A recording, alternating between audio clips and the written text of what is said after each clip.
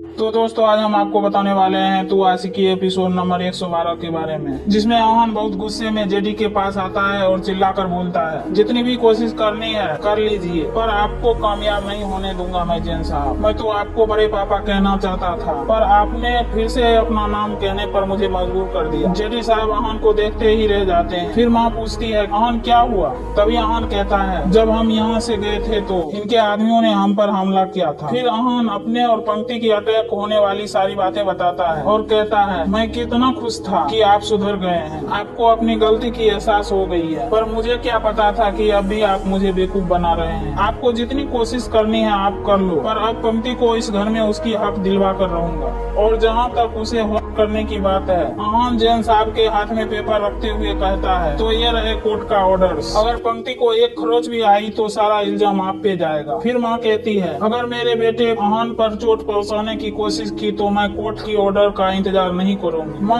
अमन को लेकर अंदर चली जाती है। फिर शीतल कहती है, इतना सब कुछ होने के बाद भी आप पंक्ति के पीछे गए थे? जेडी साहब कहते हैं, नहीं, पर शीतल कुछ सुनना नहीं चाहती थी और कहती है, जब इस घर में इतनी जज्बाती हो रही तो हम क्यों पीछे रहे? अपना मोबाइल निकाल किसी को कॉल करती है और कहती है, मैं साइन करने को तैयार हूँ। और जैन साहब से कहती है, अब तुम्हारी उल्टी गिनती शुरू, तुम्हें जिस से मिलना है जाकर मिलो। वो बोलकर वहाँ से चली जाती है। उधर जैन साहब अकेले बौखलाने लगते हैं। इधर अमन की माँ अमन से पंक्ति के बारे में पूछती है। अमन कहता है, हाँ माँ सब ठीक है। फिर अमन माँ से कहता है, माँ आप कितने लकी हो, बेटा तो टैलेंट है ही, पर आपकी बहू भी टैलेंट मिली। काश मैं आपको उसका गाना सुनाता तो आप मुझसे ज्यादा उसकी फैन हो जाती। फिर माँ पंक्ति के बारे में सुनकर बहुत खुश हो जाती है। फिर दोनों माँ बेटे आराम से बैठकर बात करने लगते हैं। अमन कहता है, माँ मैं पंक्ति को अपनी मंजिल तक पहुँचाने में अपना जी जान लगा दूंगा। फिर माँ कहती है, मैं भी उसकी मदद करने को तैयार हूँ। फिर माँ अमन से कहती है, जानते हो इंसान को सबसे ज्यादा पछतावा कब होती है? जब वो अपने सपने देखता है और पूरा करने की कोशिश करता है पर पूरा नहीं होती है, तभी उसे पछतावा होता है। इसलिए मैं चाहती हूँ कि पंक्ति की कोई पछतावा ना हो। दोनों माँ बेटे बहुत खुश नजर आते हैं। माँ कहती है, कितना दिन हो गए पंक्ति से मिले हुए, काश मैं उससे मिल पाती। तभी अमन पंक्ति को वीडियो कॉल करता है और कहता है, हेलो मैडम, आपसे कोई मिलना चाहती है। पंक्ति कहती है, कौन? फिर वो माँ को दिखाता है। पंक्ति नमस्ते आंटी बोलती है। फिर माँ कहती है, खुश रहो। फिर दोनों एक दूसरे के बारे में एक साथ पूछकर खुश हो रहे होते हैं। फिर माँ पंक्ति के बारे में पूछती है तो वो कहती है, हाँ माँ मैं ठीक हूँ। फिर माँ पंक्ति से कहती है, अमन ने बताया है कि तुम बहुत अच्छा गाती हो। पंक्ति कहती है, अच्छा तो पता नहीं पर मैं गाती हूँ। फिर माँ गाना सुनाने को कहती है। तभी पंक्ति कहती है,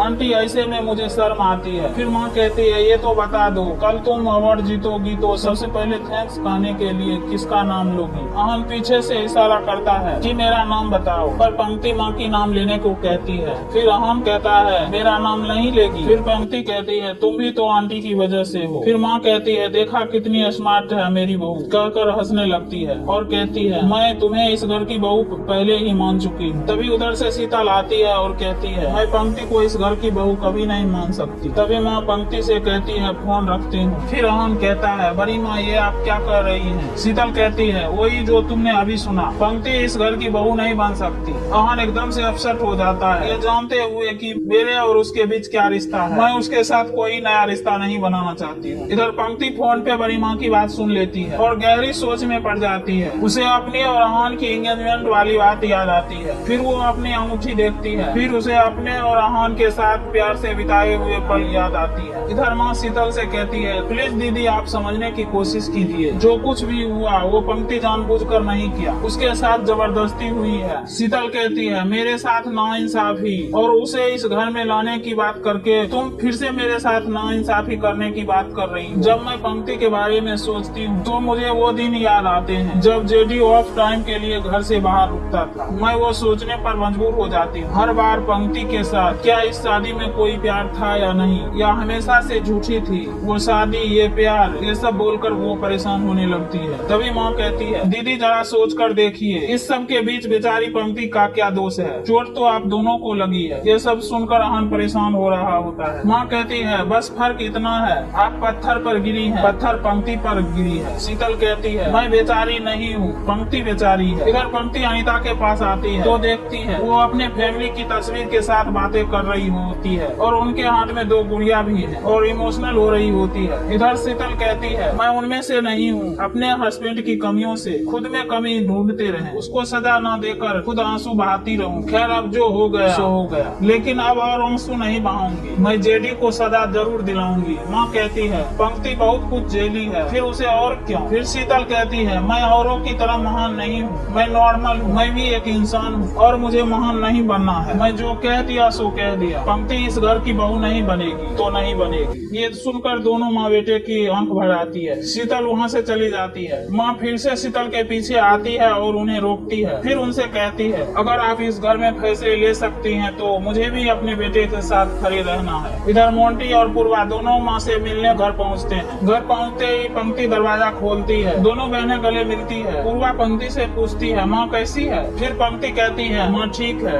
फिर दोनों बहनें माँ के पास जाती है। दोनों माँ के गले मिलती है। पूर्वा माँ की जख्म देखती है और पूछती है माँ कैसे हुआ ये सब। फिर माँ कहती है पंक्ति तो नादान है, पर तुम क्यों आई यहाँ पर, इस नर्क में वापस क्यों आई, तुम तो बड़ी हो। अनीता हाथ जोड़कर पूर्वा से कहती है प्लीज पूर्वा तुम यहाँ से चली जाओ। पूर्वा कहती है नहीं माँ, ये नर्क कहाँ है, हम बचपन से लेकर अब तक बड़ी यही हूँ, मैं नहीं जाऊंगी। फिर अनीता शर्मा कहती है इतनी बुरी माँ के घर में इतनी अच्छी बेटी कहाँ से पैदा हो गई, लगता है तुम दोनों अपने पापा पर गई हो। अगर मुझ पे जाती तो सिर्फ पैसे के पीछे भागती। समझ नहीं आ रहा है कि भगवान को कैसे शुक्र करूं कि तुम दोनों को इतना प्यार करने वाला जीवन साथी मिला है। अनीता शर्मा पंक्ति से कहती है पंक्ति मैं जानती हूँ कि तुम उस घर में बहुत खुश रहोगी और हम तुम्हें वो सारी खुशियाँ देगा एक बहू को जो मिलनी चाहिए। इधर माँ शीतल से कहती है लेकिन एक शिकायत जरूर करूंगी, ये घर सिर्फ आपका हो गया पर हम आपके अपने नहीं रहे। फिर शीतल कहती है कल सुबह मेरे अनाउंसमेंट करने के बाद तुम्हें पता चल जाएगा